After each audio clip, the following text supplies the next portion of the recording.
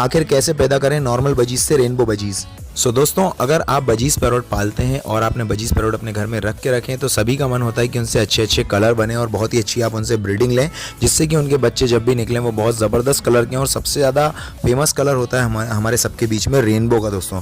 तो रेनबो सभी चाहते हैं। आज मैं आपको बताता हूँ रेनबो का पेयर कैसे बनता है और बाकी के जो कलर होते हैं वो कैसे कैसे बनते हैं। तो रेनबो कलर बनाने के लिए दोस्तों सबसे पहले आपको एक क्लियर विंग की फीमेल चाहिए होगी और येलो हेड का मेल चाहिए होगा।